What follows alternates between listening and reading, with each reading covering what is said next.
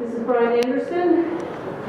He's from Brookfield. He's a canoe instructor for many years. So when I was looking for a canoe instructor, I went on Paddle Canada.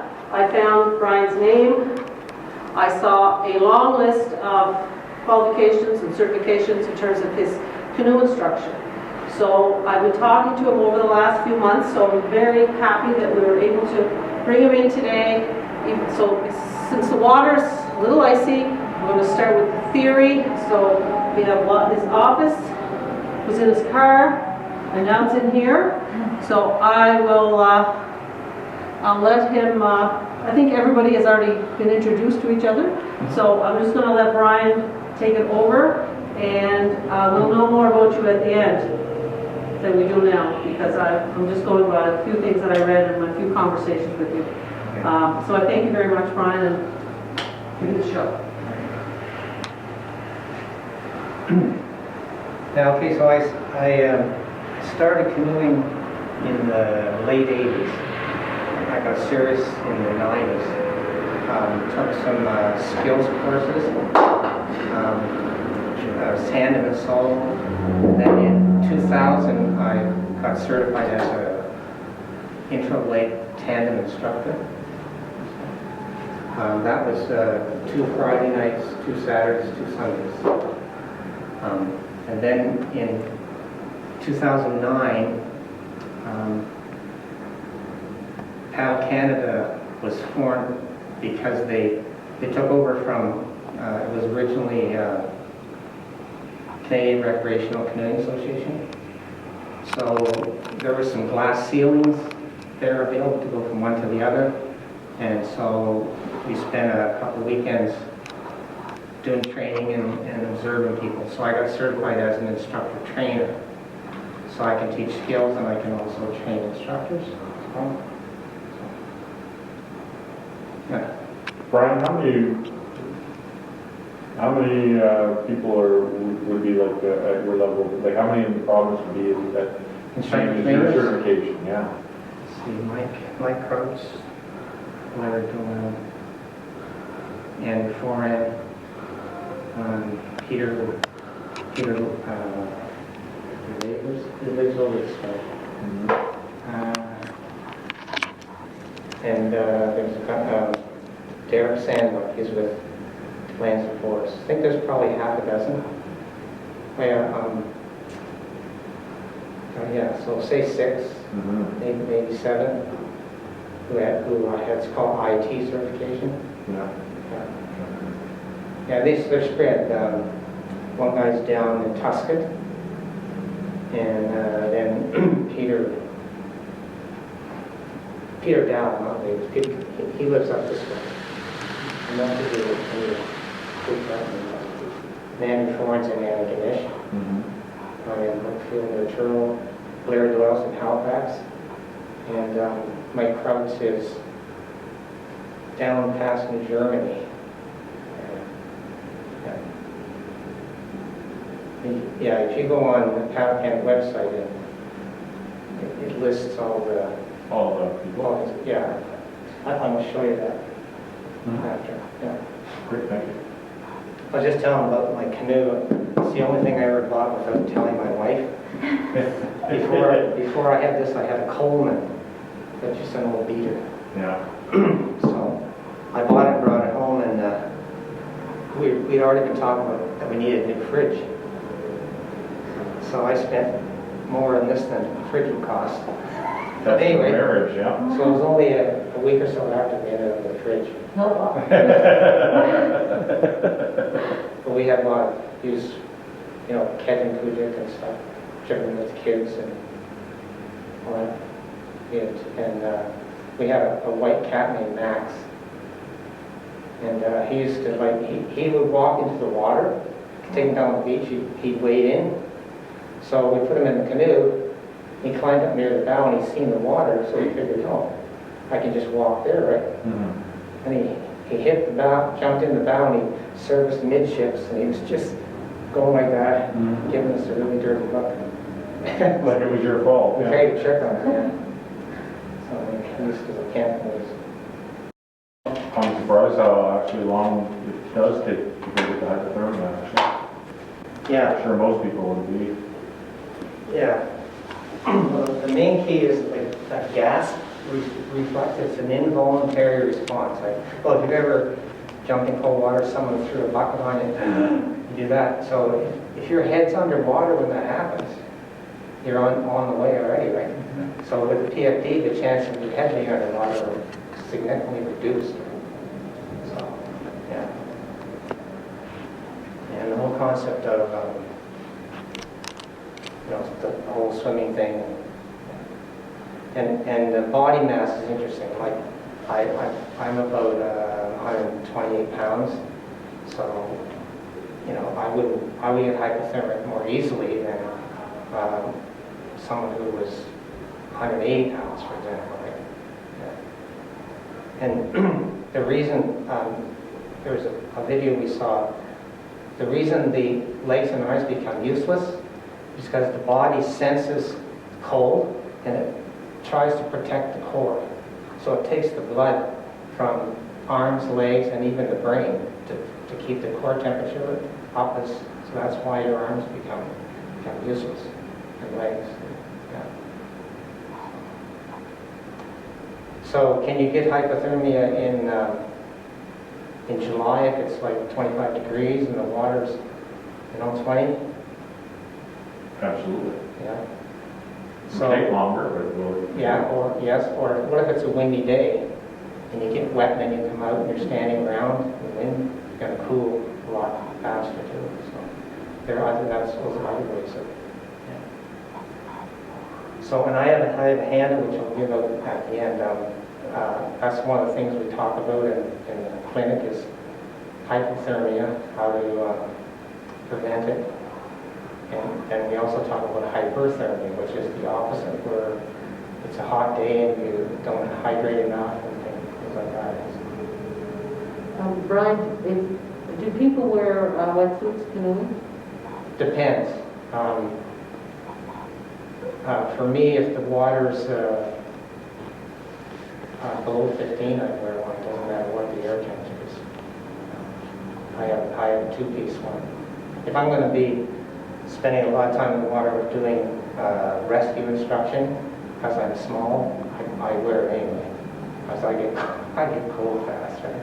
Okay. So yeah, you're kind of useless if you can't help someone else, right? So, and then for the extreme, like the whitewater paddlers or the kayakers, ocean seagoing, they'll invest in a dry suit. So like a wetsuit, you can probably pick up for less than $200, I guess. Whereas the dry suit's going to cost you closer to $1,000. But then you dress. When I was whitewater paddling, I used those. You dress for skiing, fleece and all that, and then because the only thing that gets wet is your head, and you can actually get a cap to put on that. So everything, you can feel the water. It takes a long time because you're totally dry. Mm-hmm. The ankles and wrists are sealed with gaskets. Yeah. So the dry suits, that's the ultimate. You were saying about the survival suits for if you're lobster fishing and stuff like that. I mean, those are just key. Mm-hmm. That's why when someone dumps overboard out there in November, unless they get the guy right away, unless he's wearing protection, right? Yeah, with the Marine Emergency Duty Training, they made sure that we could get it on in less than 90 seconds or something like that. Yes, and more people are starting to use those nowadays, which makes sense, right? I've worn a life jacket, just I buy one at Canadian Tire or something like that, right? But until I took I never took instruction in anything kayak or water until this past summer. That's when I learned that probably the life jacket I've been wearing for years wouldn't have really been the one I should wear. Because when I put it on and then he lifted it up. Yeah. And it was like, so if I went over, You'd shoot out of it, yeah, pretty much. yeah, I didn't, so, Keep your head above water. yeah, so he said, you have to really be fitted and it has to be a certain type. Yeah. So I think that's something too, that when we get into more of the instruction in the spring, is to really make sure people, especially children, have the right gear on, right? Yeah, for sure. Anyway, I just wanted to mention that. Yeah, no, that's a good point. This is a young person's, wasn't my, it wasn't my grandson's. He's almost 6 foot now, something like that anymore. It has this sort of thing there which helps to keep your head out of the water a little more. And it has a drag loop for pulse on that breastfeeding, right? So that's pretty good quality, right? And these are sort of like Canadian tire. Right? Yeah. So with the, I have one of the inflatable ones. Oh, yeah, yeah.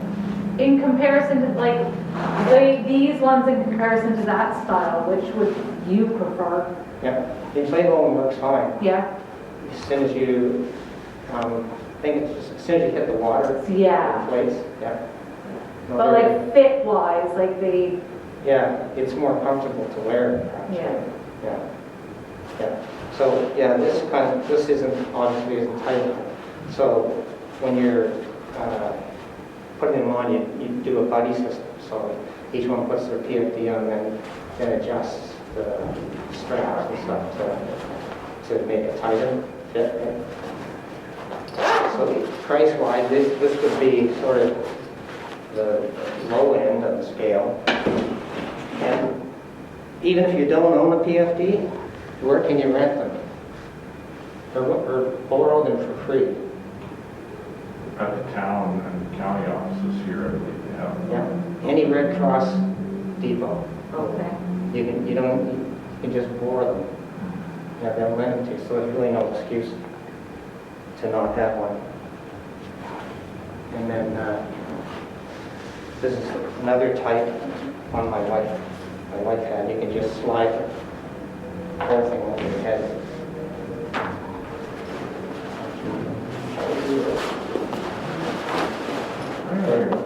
Then you can still, and this has a thicker flotation in the front, which will help you, float better. These won't keep your face out of the water if you happen to, when you fall in, you bump your head and you're unconscious, and you could still drown in. You need those big ones that you used to have on boats and stuff. So you snug this up, and then this is a must for every PFD whistle. Fox 40 is the best. That's so that you could signal if you got in trouble, right? Yeah.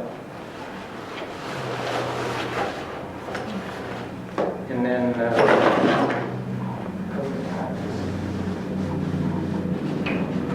and these are higher end too. Get those at night, co-op. They come with this my PFD comes with pockets and things. And again, they have thick flotation at the front. Zipper up. And they're comfortable enough for give you lots of movement for paddling or anything. So that's types of PFDs. So before we see the instruction, we can talk about paddles.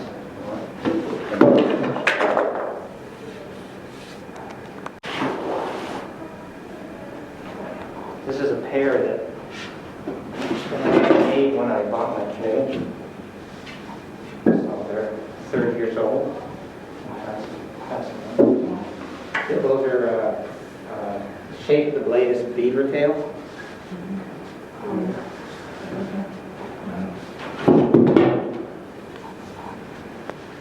This is beaver tail as well.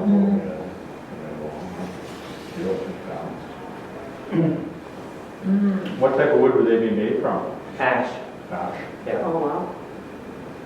baseball ash. Yeah. This is a little different blade design. I think that's the same. The blade design is called Voyager. Voyager, you know. Just because when sometimes they had to chop up a paddle on the go, and so they would just chop it and make it out of shape. Oh, I've never seen one like this. Yeah, different shapes. That's also handmade. I got that about the same time. Are there some actual, obviously people do make these, so Oh, yeah. they're very specialist Yep, yep, craftsmen that do these? yep. And this is cherry. Oh, You don't just darker wood. Yeah. Oh, really like the. That's a commercially produced paddle. Yeah, that's my personal one. That's the lightest paddle I've ever. That's so important. And that's, you see the slight difference Yeah, in wow. shape? Yeah. So what other kind of animals in the water that would swim besides beaver? Spends a lot of time along the banks of rivers. A muskrat or something. Is there otter? Water. Yeah, that's the word. I was That's an looking for. otter. That's an otter tail. Oh, okay. Yeah. And there's another design, I can't remember the name.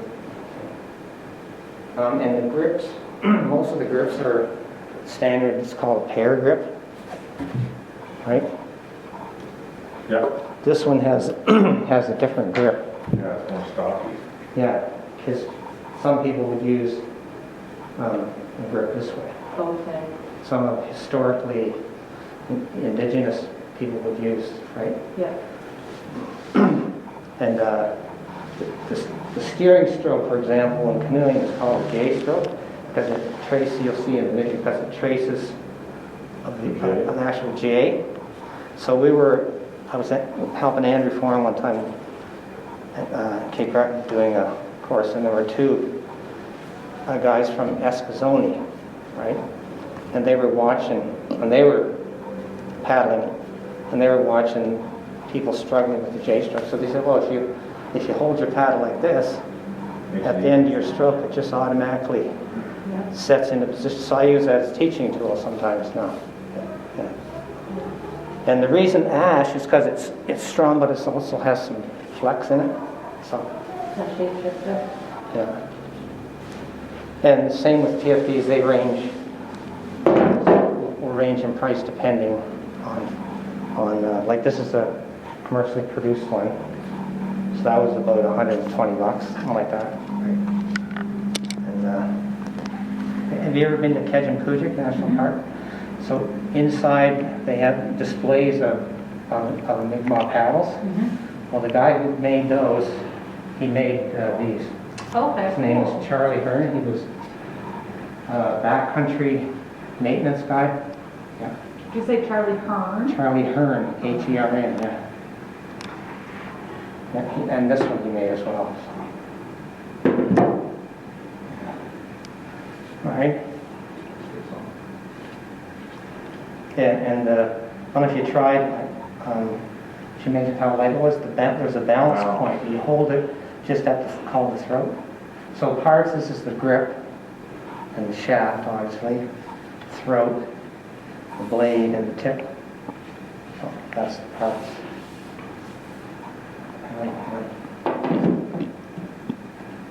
Okay, and two other things.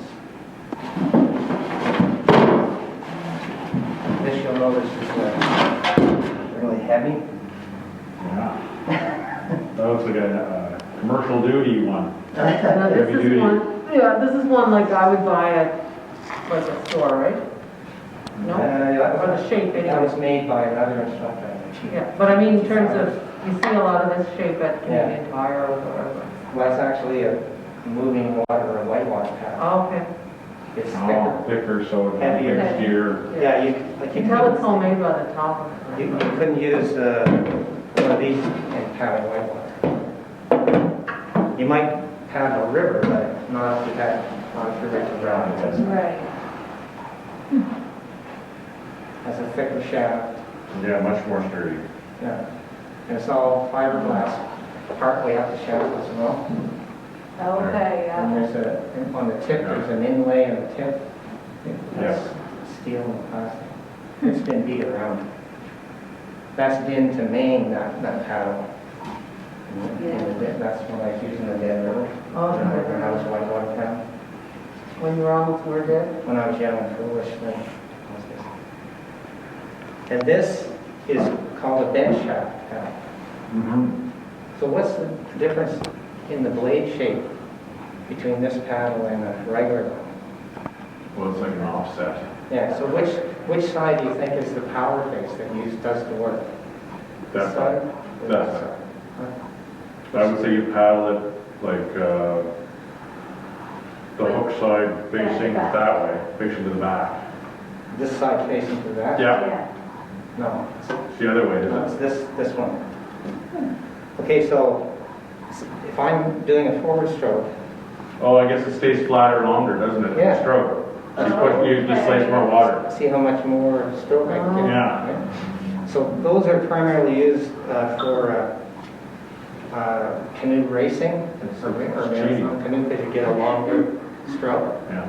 I was gonna say, years ago, we were in a canoe race on the Mara River, and there was guys flying by, and I haven't seen a paddle like that until Yeah. now. These guys had those, Yeah. and they were disqualified when we got, Oh, there. because they weren't supposed to be using This belonged the to, racing paddles, they said. yeah, this belonged to Steve Cook, who was a major canoe instructor in Nova Scotia. Okay. He's gone now? Yeah, Cool. 83, innocent. He was, he had a, Makes sense. so with that kind of paddle, you don't need to do a steering stroke. You use no J stroke. So what they do is they call sit and switch. So they'll do maybe 3 strokes, and then they'll both switch and do 3 strokes on this side. That's how they keep it going straight, fast, right? Yeah.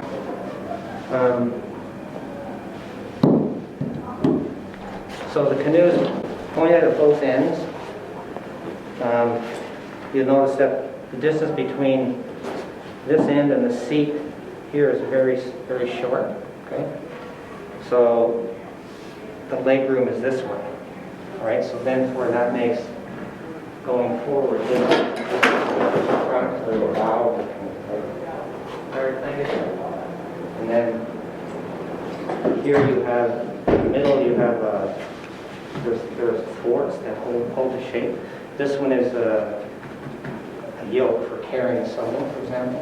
Okay. And then bow stern seats. Then you have the hull of the boat. And if you look sideways underneath, I can put my hand under each end of the boat.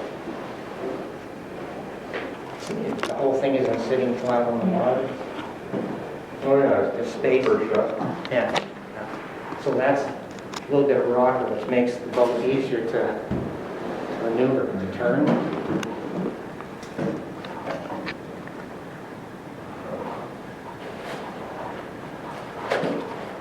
What would you say is a standard lengths, new lengths?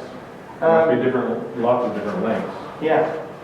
They go from 12 to probably 26 for lake boats. Canoe Kayak owns a 26-foot canoe now. Yeah. It's called a big canoe. It's a special category. Yeah.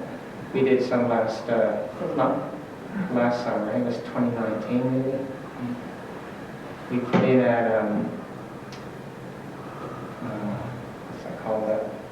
Where the highway split, 102 splits, close to 118 and 102. Yeah. Forget the name of that. There's a lake there. Yeah, the one right there. Big hotel. We put in there and we paddled to down to Mikmaw. Right. Paddled. Isn't that like the historic Shubenacadie Canal or The whatever? canal, yeah, that's right, yeah. Sorry, yeah. Yeah, the Shubenacadie Canal. And then, of course, going back, there were 40-foot freighter canoes. I believe I saw recently that Todd had built a very large Yes, he did. one. Yeah. Yeah. I have a video. Actually, you can get it on National Film Board. It's kind of long to show today because it's an hour long. It's called Cesar's Bark Canoe. And it shows all the steps from harvesting the Oh, cool. bark. I think it's an amazing video to watch. All the detail. And he does everything with no power tools. Any drilling he does has an old hand auger. And yeah. So we'll have to mention that to Kerry Prosper, who was supposed to be here, but he couldn't be here because he had a conflict in meeting, but he said that, he told me a couple of weeks ago that he wanted to try, he said there's so much you can learn from videos. He wanted to try, as part of this project, to make a birch bark canoe in Paqtnkek. Okay. So, yeah. Yeah. The only thing that might be different, he actually cuts down the birch tree. And then he takes the bark off and he has a roll like this and he takes it back to his house.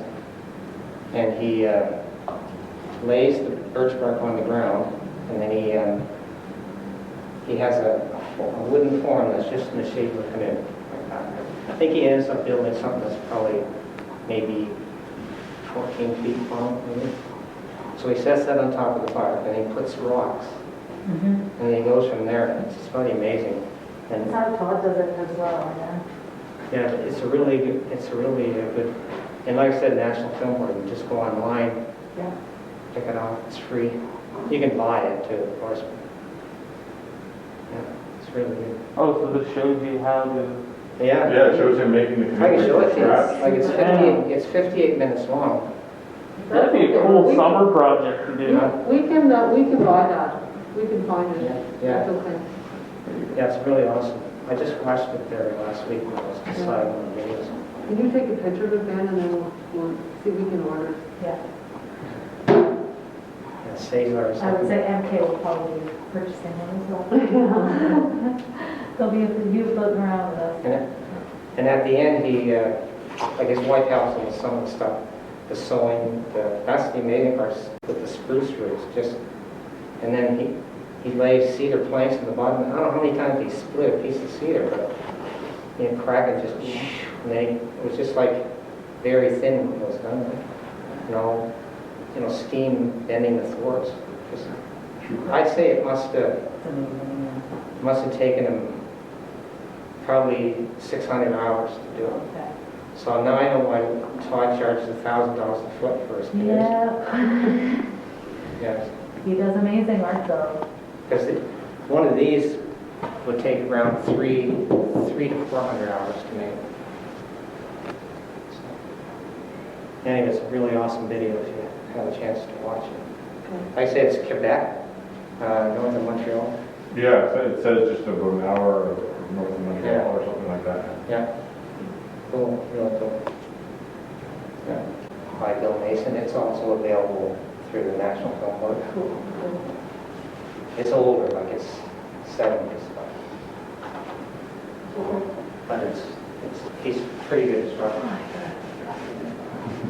It would be good to start getting the interest at the young age. So I know when we had Andrew Foran in Bogota years ago, I think he said age 8 is what he started with canoe instruction.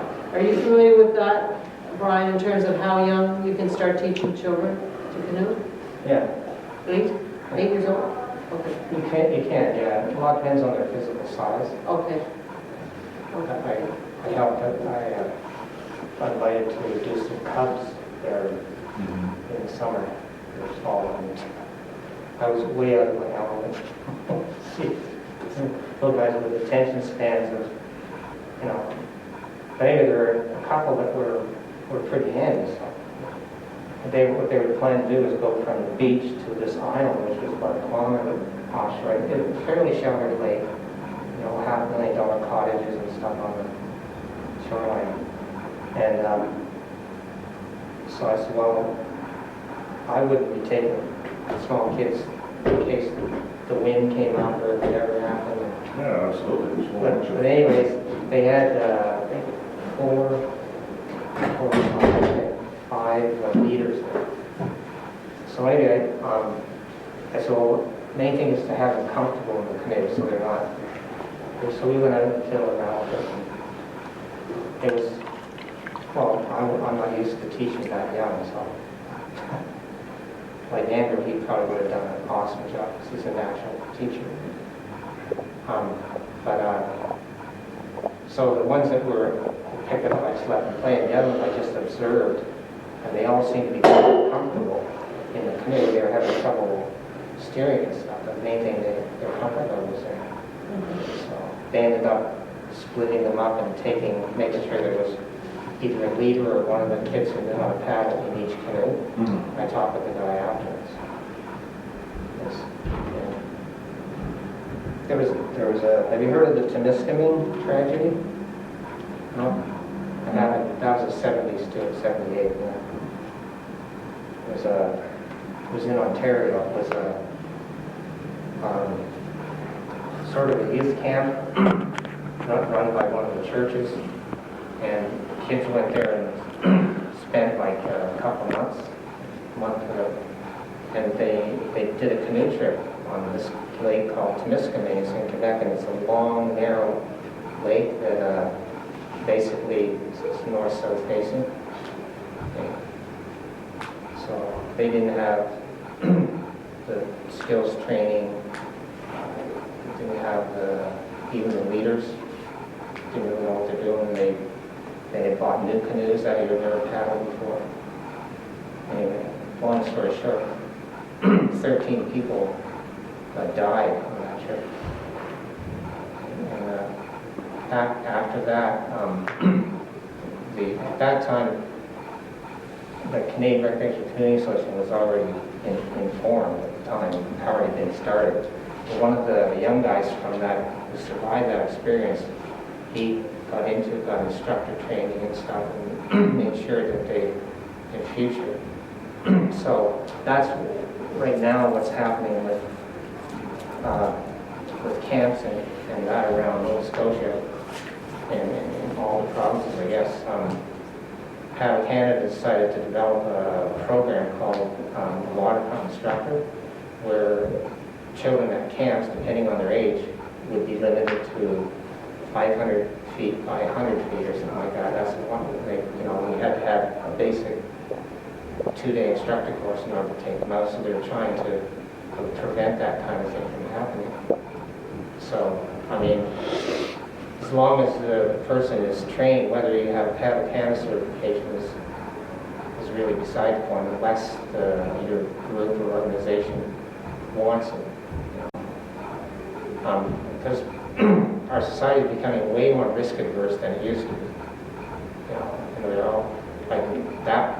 When I did with the cuts, he said it was level 2, which he said that means someone could die on the ground. I said, well, maybe, but not if you, not if you take the precautions and you have the training.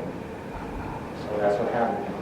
Parents became risk averse, and then executives of boards that run camps also said, well, we got to have some official certification.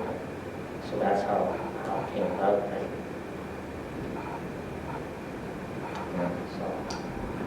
Yeah, we hosted a girls' leadership camp at Pidgey this summer, and we took the girls. They have like the Wine On Adventures and canoe kayak rentals. So we booked in with them, and I was very, very surprised that they literally just like suited our girls up. Was like, here's a life jacket, here's a towel, there's your canoe. Oh, yeah. And they all just hopped in and went. And I was like, there's no, like, they didn't get any instruction from, like, the business. And they're like, no, we don't do that. So they're solely, they just, like, rent out the equipment, which I thought was very strange. Like, I probably would not choose to use that business again unless we had our own certification. That's a catch and Type fish, thing. right? Yeah. I thought that was very interesting that they didn't have any like safety blurb or like here one of us will go with the group or that type of thing. So Yeah, you had to sign a paper when you. definitely signed the waiver and that took it all away from them. Yeah, basically, yeah. Yeah, Yeah, so, like we pay $110 a year for membership for an instructor. Mhm. And part of that's, most of that, or part of it's for insurance. right. And because on the waiver, unless I do something really stupid and unsafe and someone's injured or dies, then the waiver and my insurance usually covers that, and usually those kind of things are settled out of court. Right. And, yeah, you know, and Pete Rogers he's an instructor, he used to run that outfitters before. Oh, okay. So why not? And he'd ask the person where they're going back, and he'd ask them where they're going. If they're doing this trip, he'd give them an old beater because he knew if I give you a nice boat, it's going to come back all beat up. Right, yeah. So he knew the park well. In the video there, when he was doing the moving water, you notice he was getting water in his canoe. Mm-hmm, yeah. So modern day paddlers, canoeists who paddle like whitewater like that, they would carry flotation in the canoe. So there would be like bags that would fit, and some would fit in the middle or the bow and stern to displace the water, that kind of thing. Yeah, it's structure. That's the key. There was a story of Mount Mason one time. He was paddling a rapid, and he busted up his cedar canvas canoe. So he ended up gathering up what he could, built a fire, made supper, and he had to hike up. That was it. So, That was it, trip over. yeah, I mean, it was very hazardous running rapids like he did in an open canoe, especially fragile. That's what he did. Yeah. So for teaching children, it's best to start at, a lake or a river that's, Yeah, lake. a lake is the Yeah, best. yeah. What I'm certified to teach is lake paddling. Okay, So I don't have certification to teach river, but okay. I mean, if you have a nice easy river like the Muscatata, for example, it goes on. There's not really rapids until you get fairly close to the ocean. So let's do that. So if you have a calm river that there's no very slight current, that'd be fine. Do you know him, Warren? No, not at all. Okay. Yeah, he's the outdoor ed instructor. He's with the, I think he's with the education department in Sangat, so Yeah. he does a lot of certification. He has He's all, very good. he has all the gear. He's on here. So definitely, there's a need of capacity building with this, so that's one of the aims of this project. I would suggest you'd probably be down at Rock Harbor Lake for Okay. some of it. Okay. That's the big recreational lake, and they've got the rowing club down there, so they have access. There's lots of canoes down there at that club. Okay. There's probably they have a facility there. Yeah, he has a fleet of canoes. It has something I guess it belongs to him or it belongs to the The university, and I think the university supports that I club. think he has 8 with a trailer and the whole Yeah. Yeah, it's a whole 9 yards for, Yeah, he's yeah, got everything, these paddles, footwear for people who yeah. didn't bring their. I was surprised by like the way that he has it set up, and he's really squared away with it and everything. He's Yeah, professional. oh, he is, yeah. Yeah, I bet he's somehow affiliated down there, or uses that facility down there. Okay. Yeah, he was certified as a moving water instructor, and he never, for some reason, they never gave him lake. And so he kept, Priscilla Askin is one of the head ones in Canada, so I talked to her, and I met him and 3 of his teachers at the Bird place where he does. And we spent one day there, and I wrote her back and said you should give him a certification.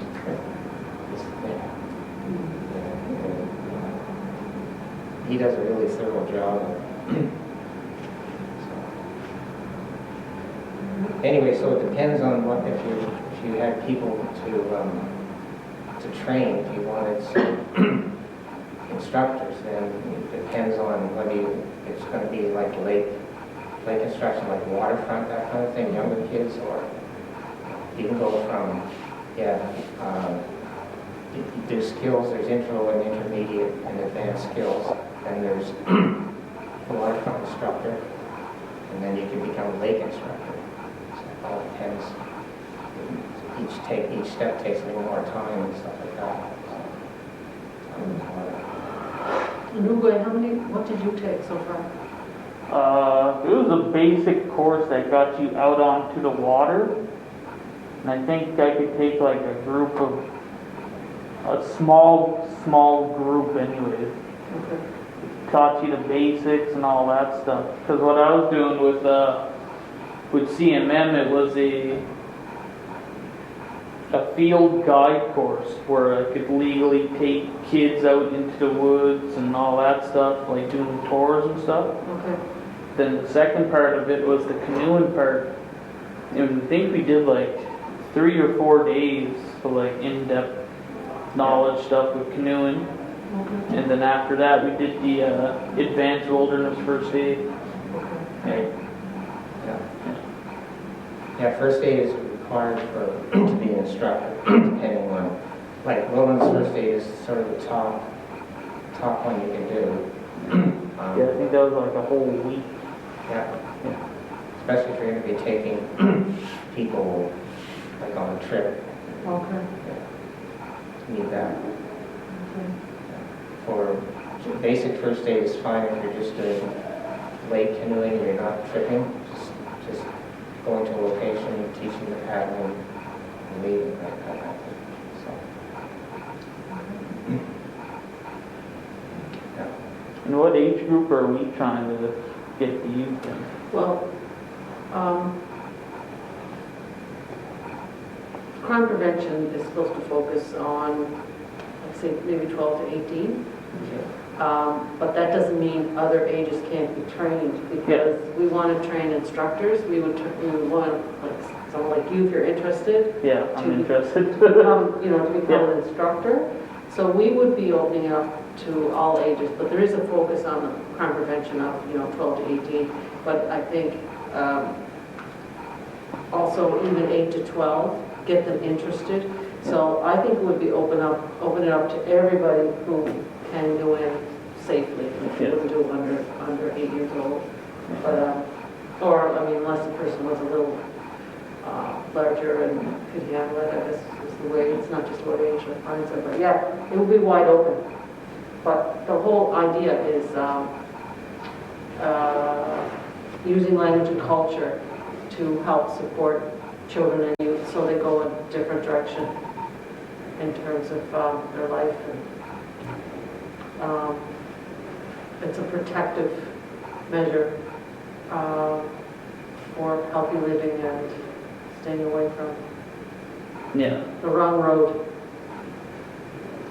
So this is one thing we're doing. This is just one part of what we're doing in crime prevention, is the canoeing and working with MK and Jasmine to bring back, look at some of the traditional knowledge. So the long range goal would be someone would take canoeing and have all the credentials from what's standardized under PAL Canada, and also the traditional knowledge piece. So that would be a whole different area.